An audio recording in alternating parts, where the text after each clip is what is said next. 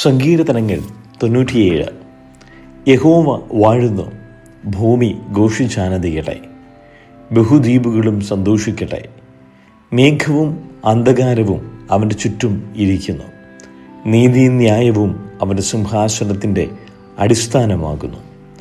തീ അവന് മുമ്പായി പോകുന്നു, ചുറ്റുമുള്ള അവൻ്റെ വൈരികളെ ദഹിപ്പിക്കുന്നു. അവൻ്റെ മിന്നലുകൾ ഭൂതലത്തെ പ്രകാശിപ്പിക്കുന്നു, ഭൂമി കണ്ടുവിറയ്ക്കുന്നു.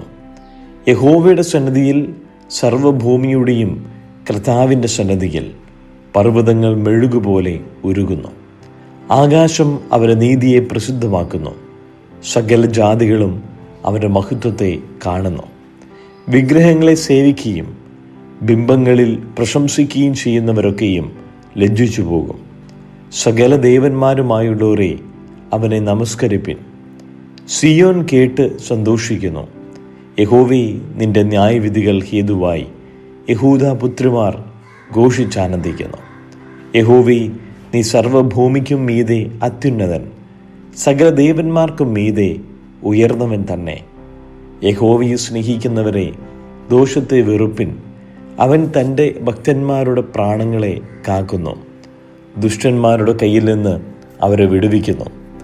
നീതിമാനു പ്രകാശവും പരമാർത്ഥ ഹൃദയമുള്ളവർക്ക് സന്തോഷവും ഉദിക്കും.